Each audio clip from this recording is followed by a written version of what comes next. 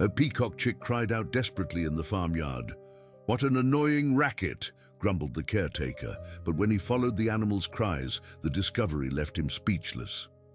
Before we start today's story, let me know where you're watching from. Feel free to grab a coffee or get comfortable on the couch, and please don't forget to support us. You just have to hit that like button. And I'll know you enjoy this kind of story. All right, ready? Let's dive in. The midday sun beat down mercilessly on the dirt road that cut through the rural countryside. Eleanor adjusted her rearview mirror once again, trying to recognize a landmark in the monotonous landscape stretching around her. She had left home early, excited about the prospect of spending the weekend with her grandchildren. But now, 3 hours later, only endless fences and fields unfolded before her tired eyes. "Did I take a wrong turn?" she murmured to herself, gripping the steering wheel tighter. Her phone's GPS had lost its signal miles ago, leaving her at the mercy of her own sense of direction, which was no longer as reliable as it used to be. That's when the first sign of trouble appeared. A strange noise started coming from the engine, accompanied by a whitish smoke that rose from the hood. The elderly woman's heart raced as she tried to stay calm, looking for a safe place to pull over. The car began to gradually lose power, forcing her to slow down until, finally, it came to a complete stop on the dusty shoulder. Eleanor turned off the engine and sat for a few minutes in the stuffy silence of the vehicle's interior, trying to process the situation. She looked around. There was no sign of civilization, just the vast fields stretching in every direction. Her hands trembled slightly as she tried to turn on her phone, but the screen mercilessly showed no service. "I need help," she said aloud, as if hearing her own voice could make the situation less frightening. She took a deep breath, gathered her courage, and decided the best option was to walk until she found a house or some kind of establishment. She grabbed her purse, a half-full bottle of water, and got out of the car. The heat hit her like a solid wall, making her hesitate for a moment, but there was no choice. She locked the vehicle and began walking down the dusty road, hoping she would soon find someone who could help her. Meanwhile, a few miles away, on a rural property hidden behind gentle hills and dense vegetation, a small drama of another nature was unfolding. Blue, a peacock chick just a few months old, had strayed too far from the group during the morning search for food. The young peacock was curious by nature, always interested in exploring new corners of the vast property. His plumage was still developing, but it already displayed the vibrant colors that made him unique. Shades of deep blue mixed with emerald green that shimmered in the sunlight. That morning, while chasing a particularly colorful butterfly, Blue had wandered farther than he should have. When he finally realized he was alone, panic began to set in. He looked around, trying to identify a familiar landmark, but everything seemed strange and unknown. Carl, the farm's caretaker, was mending a nearby fence when he heard the chick's first cries. He raised his head, wiping the sweat from his brow with the back of his hand. The sound was coming from somewhere in the distance, but it was clearly a young peacock in distress. "Must be lost again," he grumbled, returning to his work. It wasn't the first time one of the chicks had separated from the group, and they usually found their way back on their own. He had too much work to do to worry about every little drama among the property's animals. Time passed, and Blue's cries grew more desperate. The chick tried to fly, but his wings weren't yet strong enough to carry him very far. Each failed attempt to find his way back increased his anxiety. It was then that something unusual happened. While exploring an area farther from the property, near the main road, Blue came across a sight that made him stop abruptly. There was something different there, something that didn't belong in that peaceful rural environment. Eleanor had been walking for over an hour when she began to feel the first waves of dizziness. The sun was at its peak, and the heat seemed to sap all her energy. Her legs, no longer as steady as they used to be, began to tremble. The water bottle, which seemed to have plenty of liquid when she left the car, was now almost empty. The road seemed endless. Every curve she took made her hope to see a building, some sign of human life, but she was always met with more of the same. Empty fields, wire fences, and the oppressive silence of the countryside. Just a little further, she whispered to herself, trying to keep her spirits up. She thought of her grandchildren, of how worried they would be when she didn't arrive on time. But the more she walked, the farther away she seemed to be from anywhere. Her legs began to fail, first a slight unsteadiness, then a feeling of heaviness that made each step a Herculean effort. Her breathing became ragged, and a cold sweat began to mix with the heat of the scorching sun. When she spotted a wooden fence that marked what appeared to be a rural property, her hope was momentarily renewed. Maybe there was someone there who could help her. But as she got closer, she realized that the house, if there was one, wasn't visible from the road. It was at that moment that her body finally gave out. The strength she had been trying to maintain was completely depleted. Her legs could no longer support her, and she sat down heavily on the ground, leaning against a fence post. Her head was spinning, and her vision began to blur. "Help!" She tried to shout, but her voice came out weak and hoarse. She knew that out here, so far from everything, no one could hear her. On the other side of the fence, Blue had finally located the source of the strange feeling that had been bothering him. His small, bright eyes fixed on the figure of the elderly woman leaning against the post. There was something deeply wrong with that picture, a person there, in that isolated spot, clearly in trouble. The peacock chick's instinct was immediate and surprising. Even though he was just a young animal, something inside him recognized the danger of the situation. He began to emit sharp, repetitive cries, very different from the sounds he normally made. It was an alarm call, primitive but urgent. Carl stopped what he was doing once more. This time, the sound was different. It wasn't just the cry of a lost chick. There was a quality of desperation that made him frown. He dropped his tools and walked in the direction of the cries, which seemed to be coming from the area near the main road. "What the heck is going on with this bird?" he muttered, pushing aside branches and stepping firmly on the tall grass. The sound continued, insistent and increasingly desperate. Blue, noticing someone approaching, intensified his efforts. He ran toward the sound of the footsteps, then back to Eleanor, establishing a clear pattern. He was trying to guide someone there. When Carl finally emerged from the vegetation and saw the chick, his first reaction was relief mixed with irritation. "So it's you making all this noise," he said, walking toward the small peacock. "Come on, get back to the flock before your mother gets worried."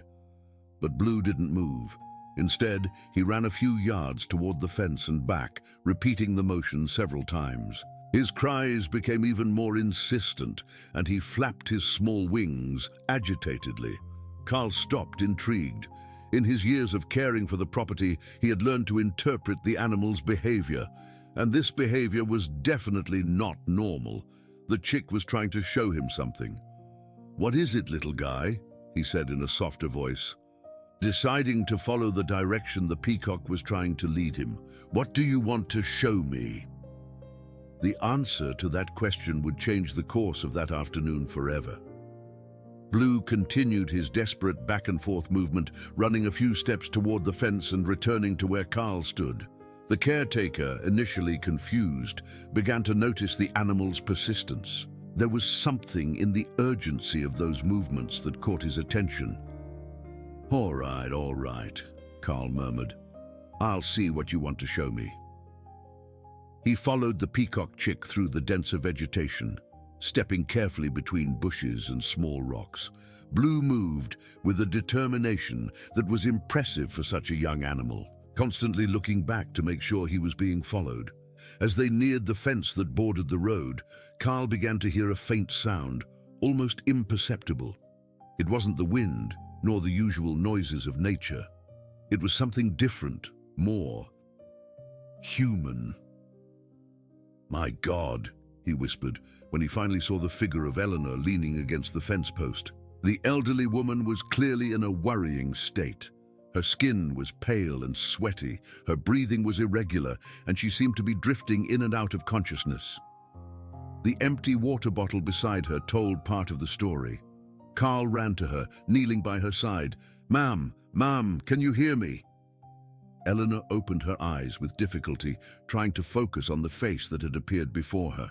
"Help," she managed to whisper, her voice as thin as a thread. Easy, I'm going to help you," Carl said, feeling her pulse and noticing how rapid and irregular it was. "What happened? How did you get here?" "Car broke down," she managed to articulate between difficult breaths. "Walked long time." Carl immediately understood the gravity of the situation. The dehydration was obvious, and from her condition, she could have collapsed from heat exhaustion. He quickly glanced around, calculating the distance to the main house on the property. "Don't worry, we're going to get you out of here," he said, pulling his cell phone from his pocket. To his relief, he had a signal in that area. He quickly dialed 911. Blue remained close during the entire interaction, as if he fully understood that his mission was accomplished. Every now and then, he would make softer sounds, almost as if offering comfort to the situation. "Hello, 911. I need an ambulance urgently," Carl said into the phone, providing the exact location. "I have an elderly woman here in a state of severe dehydration. She must have been walking for hours in the sun." While waiting for instructions from the dispatcher, Carl ran to a small water trough for animals nearby and cupped fresh water in his hands, gently moistening Eleanor's lips and forehead. "The ambulance is on its way," he informed her softly. "Everything's going to be okay, ma'am. You're going to be okay." Eleanor managed to open her eyes again, and as she did, her gaze met the small peacock that stood nearby like a silent guardian. Even in her weakened state, she recognized something special in that moment. "The peacock," she murmured, trying to point with a trembling hand. Carl looked at Blue, who watched him with those intelligent, bright eyes. "He's the one who led me to you," he explained, a growing admiration in his voice. "I was working way over there when he started making a noise I'd never heard before. He kept insisting until I followed him here." The realization of what had happened began to dawn on Carl. This small animal had literally saved a person's life. Without Blue's persistence, he never would have found Eleanor in time. "Little hero," Carl said, looking at the chick with newfound respect. "You knew, didn't you? You knew she needed help." Blue made a soft sound, as if in agreement, and moved a little closer, maintaining his protective vigil. The minutes felt like hours as Carl kept Eleanor company, monitoring her breathing and trying to keep her conscious. Blue didn't leave her side for a moment, as if he understood his presence was important in that critical moment. "What's your name, ma'am?" Carl asked gently, trying to keep the elderly woman awake through conversation. "Eleanor," she replied with effort, her voice still weak but more audible than before. "I was on my way to visit my grandkids. Where do they live? Are they expecting you?" "Austin, Texas," she managed to say. "They must be worried. I should have been there by now." Carl nodded sympathetically. "We'll call them as soon as you're feeling better. You need to save your energy now." Eleanor closed her eyes again, but this time her breathing seemed a little more stable. The water Carl had managed to give her was having some effect, however minimal. It was then that she noticed the small peacock's presence more clearly. "Is he yours?" she asked, trying to smile despite the situation. "Actually, he lives on the property with his family, but he got lost today," Carl explained. "And how lucky for us that he got lost right here." Blue moved even closer, allowing Eleanor to get a better look at him. Even in her weakened state, she was struck by the chick's beauty. The iridescent feathers shimmered in the light filtering through the trees, and his small eyes conveyed a surprising intelligence. "He's beautiful," she whispered, "and so little." How did he know I needed help? Carl shook his head, amazed. I'm still trying to figure that out. In all my years working with animals, I've never seen anything like it. It was like he knew exactly what to do. The distant sound of a siren began to echo through the valley, bringing immediate relief to them both. Carl stood up, waving toward the road to ensure the ambulance could easily find them. You hear that, Eleanor? Help is coming. She nodded weakly, and for the first time since she collapsed, she allowed herself to feel real hope, but her gaze remained fixed on Blue, as if trying to understand the mystery of her tiny savior. The ambulance pulled up on the road, and two paramedics quickly got out with their equipment. Carl ran to them, explaining the situation as they walked toward the fence. I found her about 20 minutes ago, Carl explained. Apparently, she was walking in the sun for hours after her car broke down. The paramedics immediately took control of the situation, checking Eleanor's vital signs and preparing her for transport. Throughout the procedure, Blue kept a respectful distance, but never completely left their sight. Her pressure is still off, but she's responding well, one of the paramedics said. It's a good thing you found her when you did. A little more time in the sun could have been much worse. As they prepared the stretcher to transport Eleanor, she held onto Carl's hand with more strength than one would expect from someone in her condition.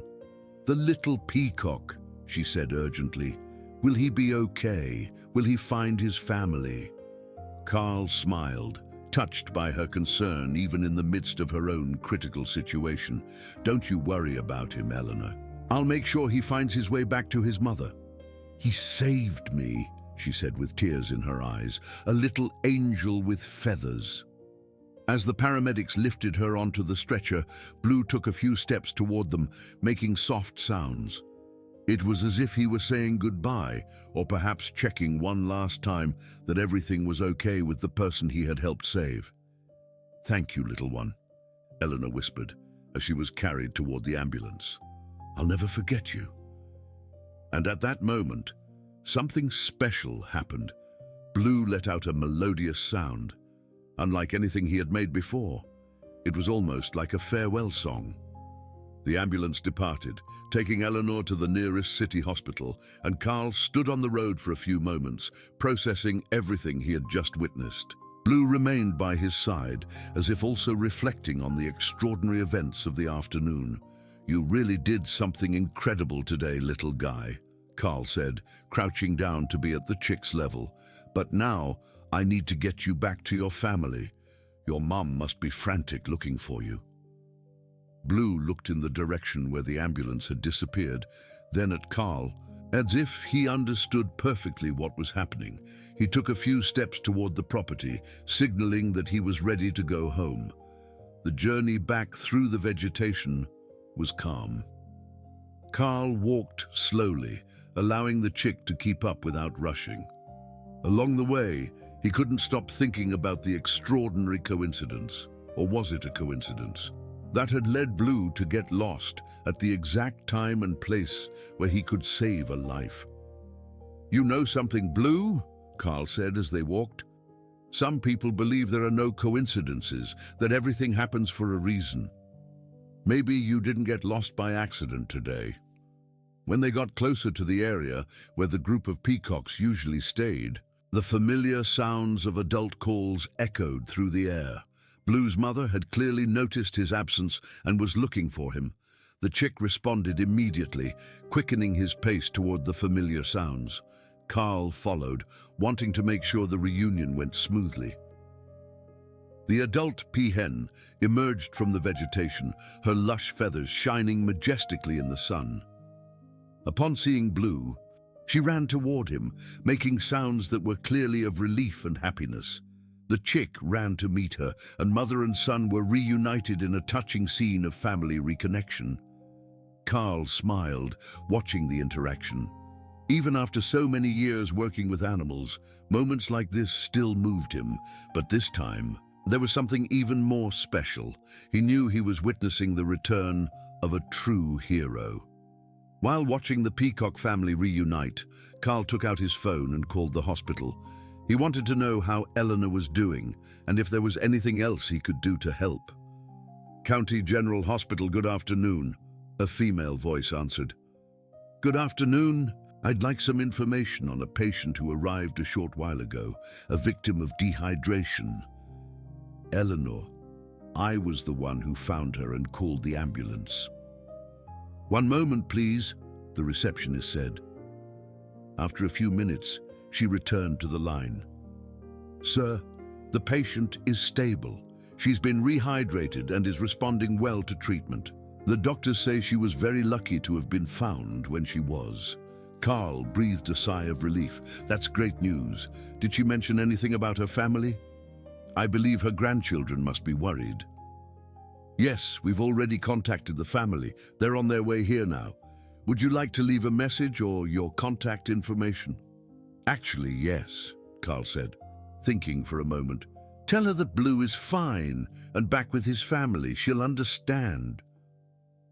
After hanging up, Carl watched the peacocks for a few more minutes.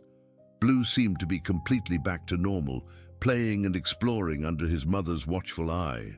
But every so often, the chick would look toward the fence, as if remembering what had happened there. "You'll always be special here on the farm," Carl said to Blue. "Everyone is going to know we have a hero living with us." That night, Carl told the story to his wife and children. The family was amazed by the intelligence and protective instincts shown by the small peacock. They decided that Blue deserved even more special care from then on. "Daddy," said Carl's youngest daughter, "do you think animals can be angels?" Carl smiled, remembering Eleanor's words in the ambulance. "You know, honey, after what I saw today, I think so. I think they can be angels." 3 days later, Carl was repairing the same fence where it all happened when he heard the sound of an approaching car. He looked up and saw an unfamiliar vehicle stopping on the road. To his surprise, a family got out, a middle-aged couple and 2 children. "Excuse me," the man shouted, waving at Carl. "We're looking for the person who saved our grandmother a few days ago."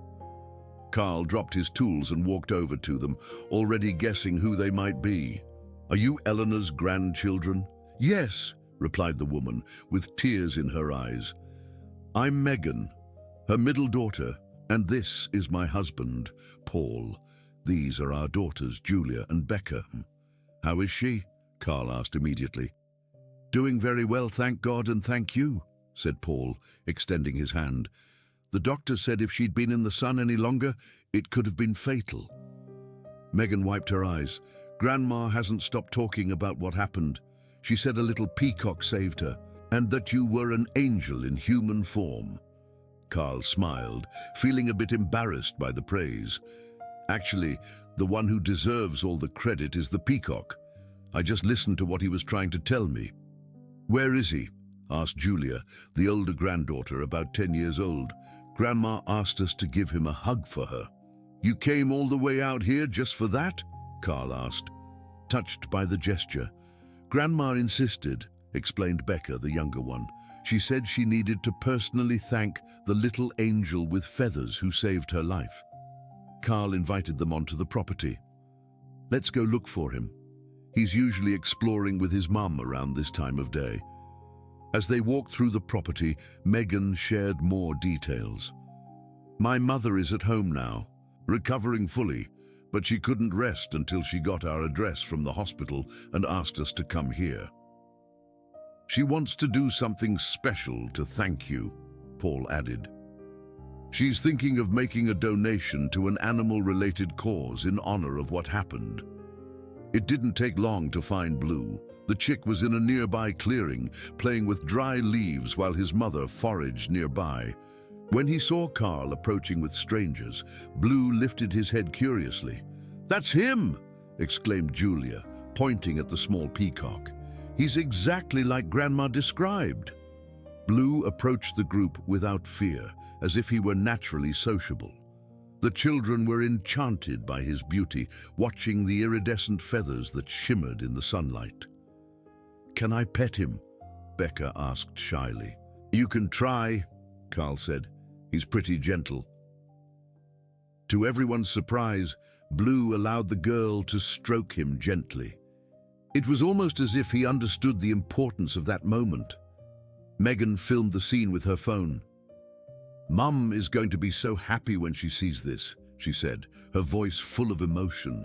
Carl told the family the whole story in detail, explaining how Blue had gotten lost, how his cries had led him to Eleanor, and how the chick had shown exceptional intelligence throughout the entire episode. "It's unbelievable," Paul said, shaking his head. "Who would have thought such a small animal was capable of something like that?" "My mother always said she believes in angels," Megan commented. "Now she's sure they come in all forms." The girls spent a long time interacting with Blue, who seemed to be loving the extra attention. The chick even put on a little show, fanning out his tail feathers, which left the children ecstatic. "He's the most beautiful peacock in the world," Julia declared, "and the bravest," Becca added.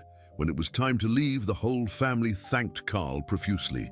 Megan left her mother's phone number in case he wanted to get in touch and promised they would come back to visit as soon as Eleanor was fully recovered. "Tell Blue he'll always have a family in Austin that loves him," Megan said, giving the chick one last pat. 2 weeks later, Carl received a call he wasn't expecting. It was Eleanor, her voice strong and cheerful, very different from the last time he had spoken to her. "Carl, it's Eleanor. How are you, my angel?" "Eleanor, what a joy to hear your voice. How are you feeling?" "Wonderful, son. Completely recovered. The doctors were amazed at how quickly I bounced back," she said happily. "But I'm calling with a special invitation." Carl was curious. "An invitation? I really want to meet you properly, and most importantly, see my little hero again. I was thinking of organizing a lunch at the farm, if you'll allow it. I can bring the whole family, and we'll have a party in honor of Blue."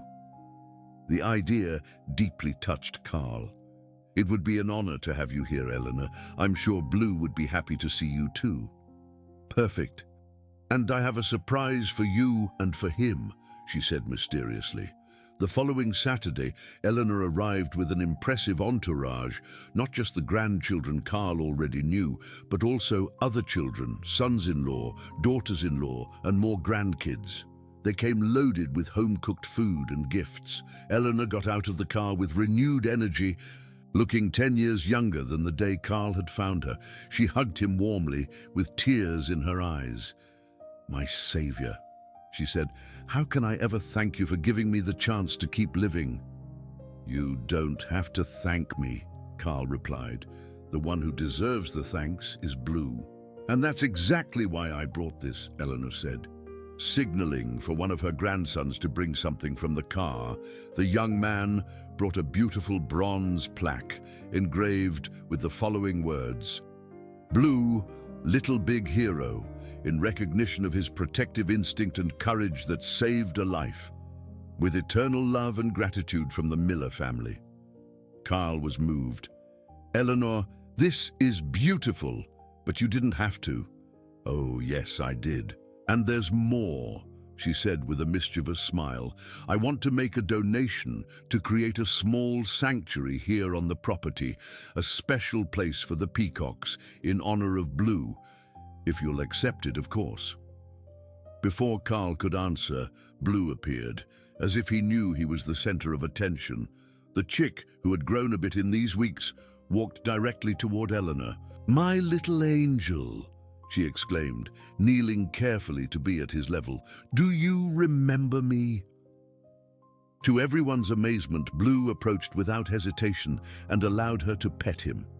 It was as if he truly recognized her. "It's unbelievable," whispered one of the family members. "It's like they have a special connection." During the lunch, which was served outdoors under the property's trees, everyone had a chance to interact with Blue and the other peacocks. The children were delighted, and the adults couldn't stop talking about the miracle that had happened there. Eleanor told Carl how the episode had changed her perspective on many things. You know, Carl, I spent my whole life thinking I understood the world. But after what happened here, I realized there's so much more mystery and magic around us than we imagine. You're right about that, Carl agreed. Blue taught me that too. I want this story to be told, Eleanor said. People need to know that animals are capable of so much more than we imagine. They can be our guardians, our guardian angels. Megan, who had been listening to the conversation, came closer. Mom, why don't we write Blue's story? We could share it with more people. Excellent idea, Eleanor said. The story of how a little peacock saved a life needs to be known. Carl looked at Blue, who was playing peacefully with the children, oblivious to all the admiration he inspired. He has no idea what a hero he is, he thought. In the months that followed, Blue's story spread far beyond the farm's borders. Eleanor, true to her word, had told the story to local journalists, and soon the regional media was interested in the hero peacock who had saved a life. Carl was initially reluctant about the attention, preferring the tranquility of rural life. But when he realized the story was inspiring other people to pay more attention to the animals around them, he changed his mind. Maybe it is important, he said to his wife one night. If Blue's story makes people see animals differently, then it's worth sharing. A television crew came to the farm to do a special report. Blue, now a young peacock with increasingly magnificent plumage, behaved like a true star during filming, posing naturally for the cameras. The report aired on a popular program, and the reactions were astounding. Hundreds of people sent messages telling their own stories of animals that had shown similar protective or intuitive behaviors. A veterinarian from Chicago sent a particularly touching email. I've worked with animals for 20 years and have always known they possess an exceptional sensitivity. Blue's story is proof that we need to respect and value this natural intelligence. They have more. Eleanor became a sort of ambassador for the cause, giving talks at schools about animal compassion and telling the story of how her life was saved. She always ended her presentations with the same message. Angels exist, and sometimes they have feathers, fur, or any other form we don't expect. One day, Carl received an unexpected visit. It was a university professor who studied animal behavior and had heard the story through the news report. I'd like to study Blue's case more deeply, the professor explained. His behavior demonstrates a level of interspecies empathy that is rarely documented so clearly. Carl allowed the researcher to observe Blue in his natural environment. What they discovered was fascinating. The peacock continued to display exceptional protective behaviors, not only with humans, but also with other animals on the property. He has a highly developed protective instinct, the professor explained to Carl. It's as if he's a natural guardian of the property. One afternoon, this became evident once again. One of the farm cats had gotten stuck in a hole near the barn. Blue discovered the situation first and began to make specific calls that alerted Carl to the problem. Again, Blue, Carl said when he realized what was happening. You really don't stop, do you? The cat's rescue added another story to Blue's growing legend. Children from the area began to visit him regularly, always accompanied by their parents, who wanted to show their kids the hero peacock. Eleanor remained a constant presence in the farm's life. She had fulfilled her promise to create a sanctuary for the peacocks, building a beautiful and spacious area where they could live comfortably. The bronze plaque in honor of Blue was installed at the sanctuary's entrance. This place is a testament to the kindness that exists in the world, she said during the space's official inauguration, and that it can come from where we least expect it. Carl watched everything with pride and admiration. Blue had grown into a magnificent peacock, but retained the same sweet and attentive personality he had shown as a chick. You know, Blue, Carl said one afternoon as he watched the peacock explore his new home, you did much more than save Eleanor's life. You opened a lot of people's eyes to the value of animals." Blue looked at him with those intelligent eyes, as if he fully understood the importance of what he had done. Then, majestically, he fanned his tail, displaying the brilliant colors that made him so special. It was as if he were saying, "I'm just doing what my heart tells me to do." A year after the rescue, the farm had transformed into a special place known throughout the region. Families came on weekends to meet Blue and learn about the importance of animals. Carl and his family had embraced this new reality, turning part of the property into an educational center on animal life. Eleanor, now 75 years old since the incident, remained a frequent visitor. Her friendship with Carl had deepened, and she considered herself part of the farm family. "Carl," she said on a sunny afternoon, "I've been thinking a lot about what happened here, and I've come to the conclusion that it wasn't just Blue who saved me that day." Carl raised an eyebrow, curious. "What do you mean?" "You could have ignored his cries. Many people would have," she explained. "But you chose to listen. You chose to follow a small, seemingly insignificant animal. That was heroism too. You showed that you have an open heart to recognize something special when you see it," she interrupted gently, "and that made all the difference." That very day, something magical happened. Blue, now a fully magnificent adult peacock, did something he had never done before. While Eleanor was sitting on the bench she herself had donated to the sanctuary, he approached and gently rested his head on her lap. Everyone present, Carl, his family, a few visitors, stopped to watch the moment. There was no sound besides the gentle wind in the trees and the distant song of other birds. "He still remembers," Eleanor whispered, gently stroking Blue's feathers. "After all this time, he still remembers our first meeting." One of Eleanor's granddaughters, now a teenager, filmed the moment. "Grandma, this is so beautiful. It's like you two share a special secret." "We do," she said with tears in her eyes. "We share the secret that love and compassion can appear when we least expect them, and in the most surprising ways." Carl felt a lump in his throat. Even after so long, the connection between Eleanor and Blue continued to be something that touched him deeply. That evening, as Eleanor's family prepared to leave, she approached Carl with a special proposal. "I want to write a book about this whole experience," she said.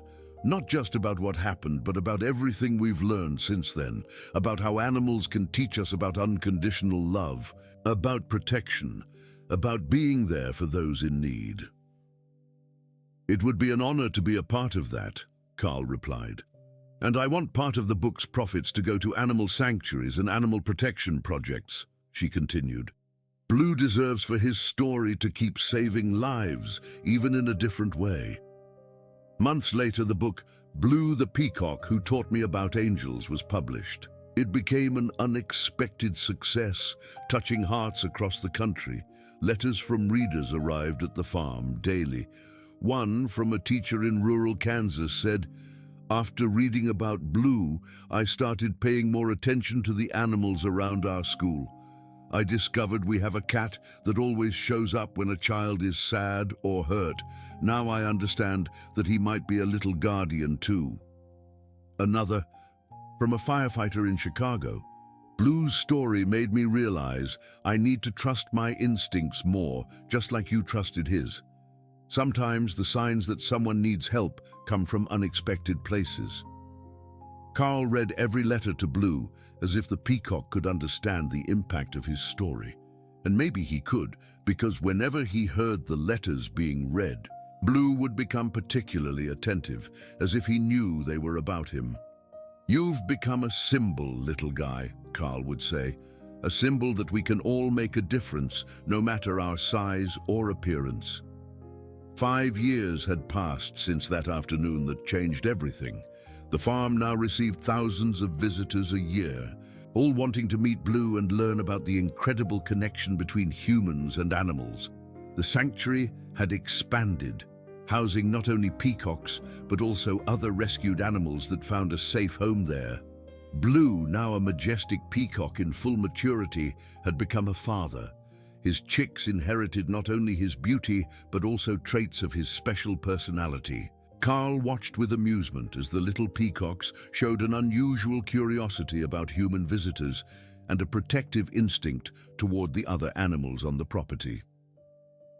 "It's like he's teaching them," Carl commented to Eleanor during one of her regular visits. "Like he's passing on what he learned about caring for others." Eleanor, at 79, remained vibrant and active. Her book had been translated into several languages and had inspired similar projects around the world. She had become a sought-after speaker, always accompanied by photos and videos of Blue. "You know, Carl," she said on a golden afternoon as they watched Blue teach his chicks how to forage, "sometimes I think about what would have happened if I hadn't gotten lost that day." "What do you mean?" "I never would have met you or Blue. I never would have learned about this special kind of kindness that exists in the world," she reflected. "Maybe I got lost precisely so I could truly find myself." Carl smiled. "Eleanor, you always find a way to see the bright side of everything. That's because I learned from my most special teacher," she said, pointing to Blue.